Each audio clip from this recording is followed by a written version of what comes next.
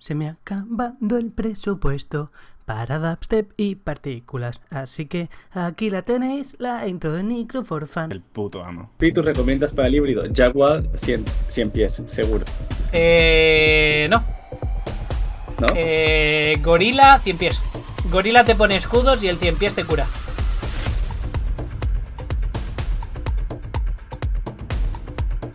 Yo creo que, a ver, depende un poco de cómo tires. El gorila de... Uf, qué buena la banda sonora. El gorila de principal te pone escudos, te pone barreras. Entonces hay muchos buffos que puedes pillar. Ese está muy bien. El 100 pies te cura. Entonces ya depende de cómo pretendas jugar. Si vas a ir a pool de vida, cómo lo quieres hacer.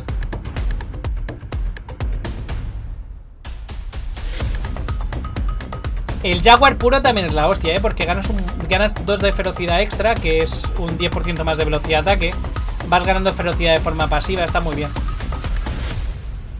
Y el águila te da un 20% de velocidad de movimiento, que también está muy bien en el leveo. Alright, we're back for Q&A. Welcome back, everyone. Wave. Everyone's like, all right, come on. It's been a long stream. It's been a long stream. Holy cow. We're at Yo seguramente si puedo juego Jaguar. También os digo, vamos a depender de lo que nos caiga. Si estás jugando 100 pies y te cae un ítem que potencia la hostia al águila, vas águila y ya está. Release and of course the expansion. So I know we have some of our faces from earlier, so we can try to hit as many topics as possible. But I know one big question that we have been getting specifically about, or specifically with Vessel of Hatred, and of course like the base game. I think we have it queued up. Like, how will crossplay work for those playing with and without the expansion? This is actually a really good question. Vale, la pregunta más básica. ¿Qué tal va a funcionar Vessel of Hatred con gente que no haya comprado Vessel of Hatred? If you only have Diablo 4, they just like shunned off to some island or something like that. And that is not the case. You can still play with friends who may only have the base game, even if they're on Xbox and your PC or PlayStation and PC, etc., etc. So there is that option. What's also kind of cool is an interaction that I know that if, let's say, you owned it on PC, BattleNet, for instance, and then for Vessel of Hatred, but then the base game was only on Xbox for your own personal Xbox, and you jump back over to your Xbox. If you have like rune words on your Sork, for instance, you still can actually use those rune words. Yeah, so it's still something that's going to. Está diciendo que si tú tienes, por ejemplo, en BattleNet el juego y la expansión, y en consola solo tienes el juego, los ítems que consigas en la expansión los vas a poder usar en el juego base. Solo que no vas a poder acceder al contenido de. Pero lo que es farmeado en la expansión, al tener crossplay, cross-save, te lo quedas. Nahantu y todas las mecánicas de Nahantu solo van a estar para quien tenga la expansión. La zona, infraciudad, ciudad oscura, mercenarios.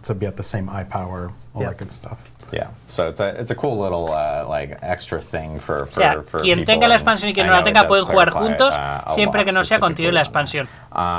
This was probably the biggest thing that people asked about during PTR. And so, Brent, Zarlin, tienes que pasar por caja nuevamente. Makizuki, gracias por ese Prime. This is actually from a lot of people.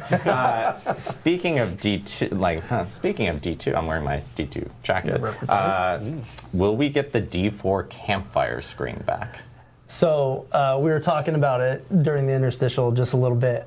Yeah, I think if we could feel a vibe through a monitor, like that was the moment that came through. You know, we hear it loud and clear. One of the things that we are doing is trying to set ourselves up for success for adding more classes to the mix. And so the CampFire is one of those things where we're taking a look at it and trying to figure out how that would work. And so we updated it where we are kind of like really in, and you don't get that igual, Connie siempre compra, no cambia. So that is something that like immediately when the feedback started coming through, the team started to mobilize and talk about what we can do. Turning it around in time fast enough for like Vessel of Hatred was, we had other things like balance and polish that we really wanted to pay attention to, make sure some of the Dice que están están respondiendo, que cuando notan un feedback orientado en una dirección, entonces preparan contenido en esa dirección. I love the fact that the nostalgia means so much, and so the team is actively talking about it, and we'll be able to get back to you in the future. Awesome. Yeah, that was by far a very, very popular topic after PTR. They're like, where's the campfire? Every I can moment see like we the learn. flames kind of like in the screen, but where is like the full-on campfire? Yeah. We have a question from Ram0, which is, will there be more renown and statues of Lilith in this expansion? No han dicho How does cuánto va a that durar la specifically campaña, pero work? es un acto, yo qué sé, we're ponle not que gonna be dure doing statues of Lilith 8 horas, 10 specifically. horas. We're going to be having a new statue type. The tentative Akarat, tentative yeah. Akarat, which is, it's not going to give you any points, but it is working towards renown. And so there's still a lot of discoverability in the zone, but we're shifting things to work more for renown. Yeah. And statues of Lilith, of course, are still in. They still exist. in They the still give base us game. stats. Thank you for clarifying. Yeah. The stats, we're just not giving stats for the tentative Akarat because we saw how frustrated players were with like having to do this sort of activity to get more powerful. Correct. Yeah. So it's a lot more leaning into the collectible aspect. Yeah, we didn't want these to feel like a chore that you needed to do in order to progress your player power. It's all about the discoverability, right? Yeah. In the new zone. Yeah. Agreed. And I will say that the other thing with renown specifically, like we made changes. Something we talked about during the PTR, but we kind of optimized it a little bit did. better because there was like Paragon points at the last tier of renown, and that's actually been like We swapped reduced it. back around now. So it's more of like the Obel upgrades are at the last tier. It's easier to get that potent power from Paragon. We also just sort of reduced how much renown you need for a lot of these things. So if you missed out on renown when the game came out, it's a lot easier to get that power. Yeah. It's good. Sí, dice que han bajado la cantidad de renombre que hace falta para conseguir el poder del Paragon y demás, que cuando tengamos que farmear el renombre de la zona nueva, que va a ser más rápido, más fácil. Back in season 3, we introduced the gauntlet, and that has the leaderboard mechanics and stuff like that. One thing I do want to actually do a quick call out on is like when season 6 starts and when Vessel of Hatred actually does ship, we do plan on actually sunsetting the gauntlet and the leaderboard functionality there. Does that mean leaderboards are going away forever? No, that doesn't mean leaderboards are going away forever. We're actually looking at new ways of potentially finding Dice que The Gauntlet va a recibir un cambio porque no está haciendo lo que debería hacer, no está haciendo la parte competitiva que debería tener, y que van a dar una vuelta para ver cómo lo plantean. I think that there's a lot of opportunity there, but again, we've made so much Que change. The Gauntlet le parece que es una buena oportunidad de hacer algo competitivo y que van a investigarlo a ver cómo lo plantean. Almost forgot about that. I wanted to mention that. There's a question from Audience, which is saying like, hey, how does Group Finder work? This was actually available during PTR, and I know not everyone got to experience PTR, but kind of like Party Finder itself, of course, you can use it across multitudes of activities from Dark Citadel, beyond Dark Citadel, which is being introduced in Vessel of Hatred, but it is a feature that you can also use, or that allows you to actually use filters and different ways of searching for specific groups and people. So we do recommend jumping in, checking out the Party Finder. It's actually super, super awesome. And I know there's going to be improvements that will continuously be made to it. Yeah, another system that we're trying to develop in a way that can grow with the player, and so we got it out in PTR to try to get an initial round of Dice que después de la experiencia del RPP han mejorado la herramienta de hacer party social. To the game, we want to make sure that those are plugging into it as well.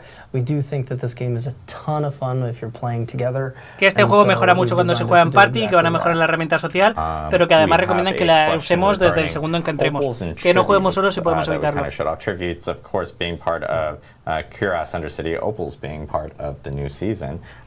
This question was from PvE Sweat. Great name.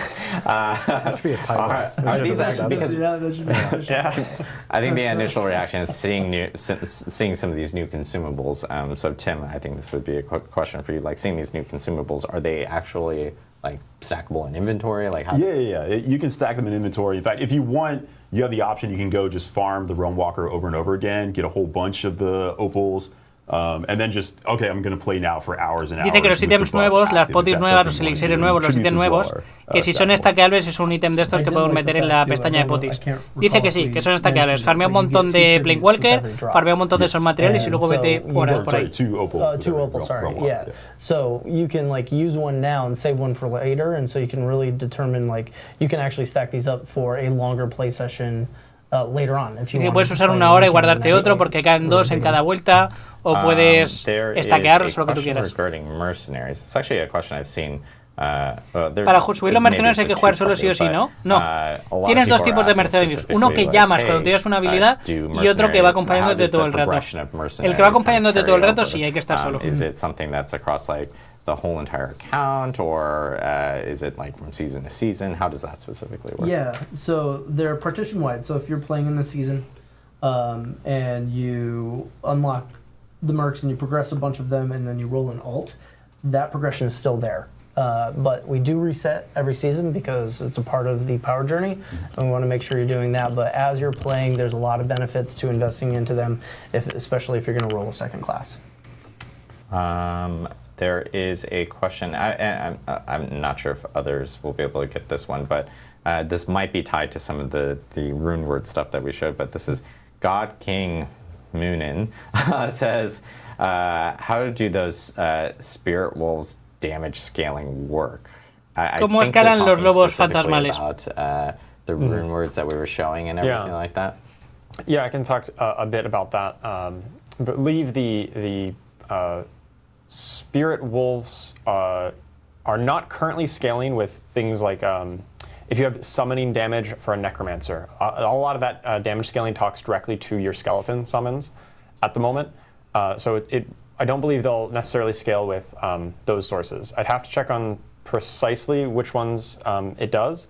But that's definitely something that we're aware of and really want to make sure that we can deliver on that fantasy. And we'll be looking at making updates to minions and summons as a general matter going forward to really make sure that they're scaling with the right things that players expect to really make those builds feel natural and synergistic as you would expect. Investigaremos. So that's definitely an area of focus for us moving forward. O sea, básicamente le están preguntando si quiero llevar los lobos estos fantasmales, ¿puedo hacerlos escalar de alguna manera? Y he dicho, con bufos de esqueletos no. Pero los minions deberían escalar con... We don't have any particular thing to announce or the exact initiative at this moment, but it's definitely on our radar and it's something we are actively working on. Es una cosa que están pensando para poder o no hacer builds enfocadas a eso. I am the Berm. Asked, this is back to Tim actually, because I think you had mentioned like, farming realm walkers, and they're going like, okay, so is it a world event? How often does it Sistema spawn? LB o hacer la campaña. Do we have like specifics on that? Y si no, hacer la mecánica de la season. It is a world event, yeah, and it is really focused around just that boss. Y un poco de todo, tendrás que hacer de todo. Exactly, it is a world event. Like was explained by Don earlier. Ahora puedes hacer dificultades bajas, sigilos, fosos, de todo. You have to kind of follow him for a while before you're allowed to kill him. But it is something that you do with other people in the area. There's likely to be a bunch of other people helping you take down this boss. And then the Realm Walker itself does pop up in another location in Sanctuary pretty much right away. There's a slight break, but at any given time, we want the experience to be, I log in, I'm ready to go play, I see like, I don't have any cargas al Planewalker y que al muy poquito tiempo reaparece en otra parte del santuario. Somewhere that you can go kill, so... I guess you could get slightly unlucky, like he just died, but you're not waiting more than a few minutes before another one's going to pop up and you can go kill that one. So if you want to chain farm them, you can. Yeah, just run back to town. Y que puedes farmear uno tras otro sin probably problema. be like, an ideal time to actually farm it. So that's actually really good to hear that it's just always available for players, or nearly always available for players. Question from Plucky Villain for Season 6 on live, like from a tuning and balance perspective, is Pit 100 still intended to be like that unobtainable goal, or is there are we expecting some of like the most skilled players or dedicated players to kind of clear it? Yeah, I'd say we will be surprised, but not surprised, I guess, to see people get to Pit Tier 100 just with the amount of things. El nuevo foso máximo es el 100. Dice, estamos sorprendidos de que en el RPP se alcance el foso 100. Y la pregunta ¿es alcanzable? I actually think that's really fun. Like there's a ton of new things to explore, a ton of new things to break. And we think that probably most people won't get to 100, but dice que sí. You might get a surprise if you go to 100 and go past it. Yeah. Pero que va a ser jodido. Yeah, we talked Que se puede alcanzar el foso 100, pero que va a ser jodido. around Dice que le ha sorprendido que tal y como lo escalaron la gente se lo hiciera, pero que por otra parte no le sorprende que algún hijo de puta se lo hiciera. Definitely. Your Sparrow asks, if we complete the campaign in Eternal Realm, will we be able to skip it when ¿Cómo? we create a seasonal character? ¿Cómo se llama el que siempre cuando Yes, vamos y as se soon as you rompe la complete misma the mano? campaign for the first time, you'll be Mekuma. able to skip it. Very similar to what we Mekuma y did in the Rob, base ¿no? Son game. los hijos de Yeah, puta and que- I think there's actually like additional consiguieron. nuances that we've added. No, lo with consiguió un montón de Vessel of gente. Hatred. Like for instance, if you are brand Y new fueron los más to mediáticos. Diablo, of course we recommend you start from the base game and experience the campaign and that journey. But even if you are coming into Diablo 4 with Vessel of Hatred and you just want to start with Vessel of Hatred, you really just need to complete that prologue of the base game, and then you will then get that option, I believe, to skip the base Dice campaign que and you can actually jump si te acabas de comprar el into juego the, y la the expansión, expansion te campaign. pasas el You prólogo. actually don't even have to Puedes complete the saltarte la prologue. campaña entera de Diablo 4 y entonces hacer la You're a campaña de la liar. expansión. You're a liar. And we've taken great care of you too. So like if you're new and you skip forward when you Proceso no recomendado por into Microsoft. Vessel of Sí, yo Hatred, no lo we actually do recomiendo. recaps. So we'll catch you up on the story even if you decide to do it. So if your friends are all way ahead of you and you want to skip so that you can catch up, you're good. Yeah, right? and we got one of those like in the last episode of whatever. Yeah, you know, it's really good. Yeah, it's actually really cool to watch. So just in case if you're new to everything. There's another detail too, which is like once you play through the Vessel of Hatred story section. No os recomiendo porque la historia es la hostia y saltársela es un There's a lot of crimen. folks out there that once they get the big story beats done, it's not really clear on where to go from there. And so we created a custom quest that can actually A pasar de la bridge you historia para out jugar al into Call of the Duty endgame. So if o al you can FIFA. continue following your golden baubles, that would be super good. Cool. We're Awesome. seeing a sign in the Yeah, Peanut gallery. I'm looking at. Stack. I was like, what is? No one can see it, obviously. They think we're psycho because we're like The looking back. coolest and we're view like, is "What's going behind on?" this camera. Production's like holding up the sign and stuff. Everybody that makes us look good is back there. So thank you guys. Yes, thank you very much. We're going to take, I guess, like one more specific question here. Let me see. This is actually a question regarding people that are running specifically in Dark Citadel. Like, if someone leaves during Dark Citadel, like, what happens to the group specifically? Can they all just leave? They're not like locked in there going like, oh gosh, I'm stuck in that type of situation. Or if I can conquer it with like maybe if it's 4 people and we drop to 3, like you can adapt and kind of work your way through it. You can. Like we said, the Citadel is down balanced for 4, but if that was to drop, as long as you got 2 strong players still in the mix, you should be good to go. So yes, it makes it more difficult. I'd have a firm conversation with the person who decided to drop in the middle of a fight. But yeah, Hubo buff y nerf a las you're runas, still muchos. going to be able to progress through Y it. eliminación, Awesome. se han Cool. eliminado 4. Well, I know we've been going for a while here, and we wanted to grab as many questions as possible so we don't keep people too long. Because the biggest thing as well is like at the end of the stream, we are releasing the patch notes, and I know a lot of people want to dive into the patch notes. But I guess before we kind of drop off, like Brent, I know you wanted to give a quick message out as well. Yeah, you know, we saw this really cool piece of art that was made by one of our art directors on the team, and it just really reminded us that there are hundreds of people working on this game all of the time. And these live streams are for our community, but it's also for all the folks who have been working tirelessly over the last dozens of months on trying to make this a reality. And so we just want to say thank you to everybody that's putting the hard work in. We're still putting the hard work in today. Like, we're working all the way up through this. And so we love the team. We love you guys. Keep up the good work. And yeah, we'll see you on the other side of October 8th. October 8th, yeah.